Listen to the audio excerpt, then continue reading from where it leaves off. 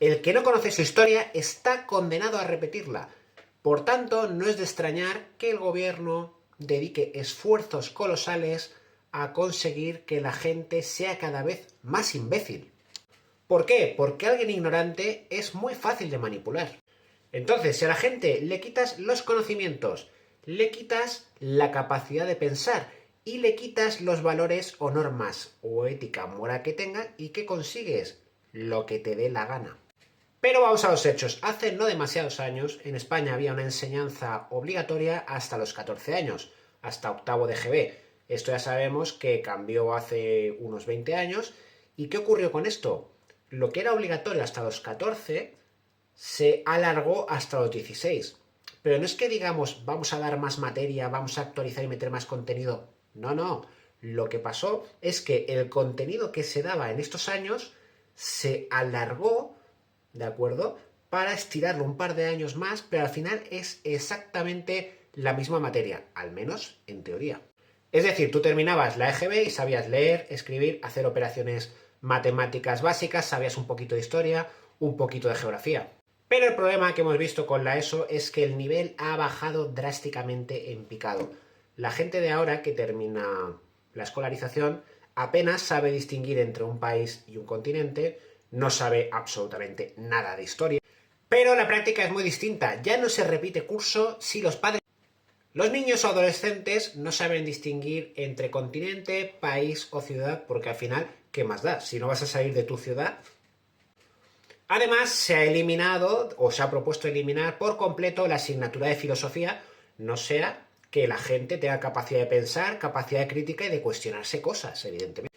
Y claro, como encima la religión está pasada de moda, se han eliminado de un plumazo también los valores. No sé si os suena eso de los 7 pecados capitales que se estudiaba en religión, que básicamente eran soberbia, avaricia, lujuria, la ira, la envidia y la pereza.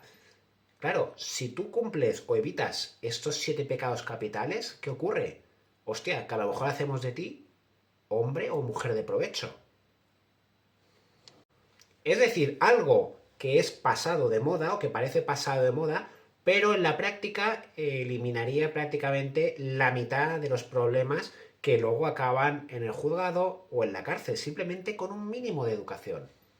Y volviendo al principio del vídeo en el que hablaba que quien no conoce su propia historia está condenado a repetirla. ¿Por qué? Porque en el siglo XVIII surgió un nuevo cambio que fue el despotismo ilustrado, es decir, pasamos de un sistema prácticamente feudal a un sistema moderno, o lo que conocemos hoy como moderno. Derechos del individuo, derecho a votar, que todo el mundo fuese culto, que aprendiesen, es decir, educar a la población para subir y aumentar su calidad de vida. Esto en la teoría era muy bueno, pero los monarcas que habían que no querían perder el control de todo el sistema, lo que hicieron fue lo que en la práctica en España se llamó todo para el pueblo, pero sin el pueblo. Es decir, se iniciaron una serie de mejoras de forma muy paulatina para la gente, pero sin permitir que la gente decidiese de forma directa. Claro, aquí en España, viniendo de una dictadura de Franco de hace unas décadas hasta ahora, ¿qué ha pasado? Que se nos ha asignado un sistema teóricamente democrático y social de derecho, pero realmente, ¿tú qué puedes decidir? ¿Hasta qué punto puedes decir yo no estoy de acuerdo con el sistema y quiero cambiarlo? No puedes.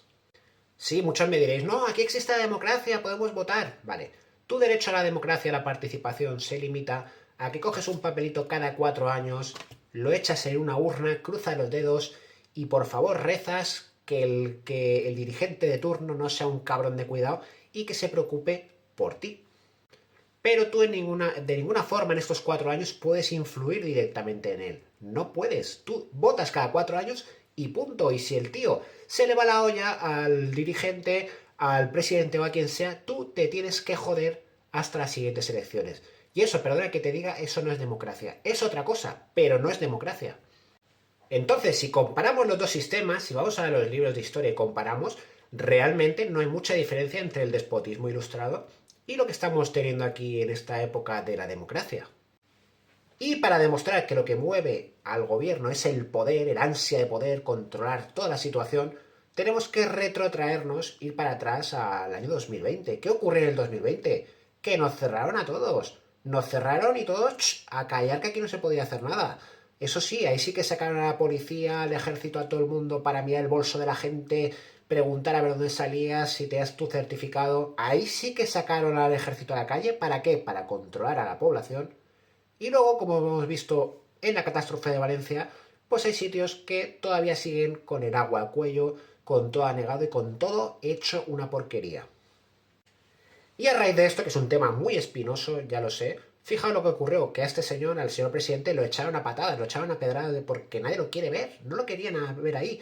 ¿Y qué ocurre? Que hacen una misa de homenaje para las víctimas, pero sin las víctimas, sin familiares de las víctimas. Ha sido toda una foto, postureo, salir a las portadas, figurar.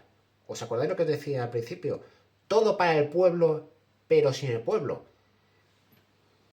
Y todas las cosas que hace este señor presidente las hace sin debate o sin consultar a los ciudadanos.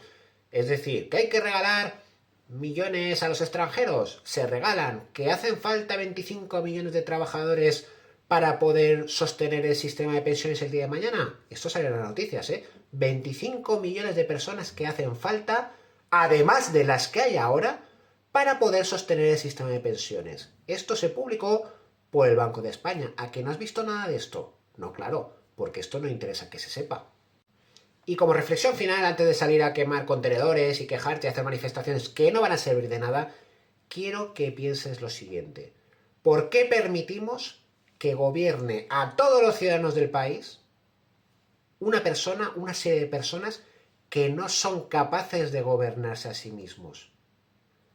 Que están cayendo en la lujuria, en la ira, en robar a otros, en vivir a costa de tus impuestos, en llevarse el dinero a República Dominicana, los lingotes de oro. Investiga cuántos viajes se han hecho en el avión oficial, en el Falcon, de España a República Dominicana y con qué objeto, con qué sentido. Dicen las malas lenguas que presuntamente lo que se ha hecho es que hay ciertos sectores del gobierno que se están construyendo hoteles, casas, que tienen cuentas offshore, que tienen el oro de Venezuela, etcétera, que han robado miles de millones y lo están derivando ahí. No sé si será verdad. Es lo que presuntamente se escucha por las redes. ¿Y tú qué crees? Me gustaría saber tu opinión en los comentarios.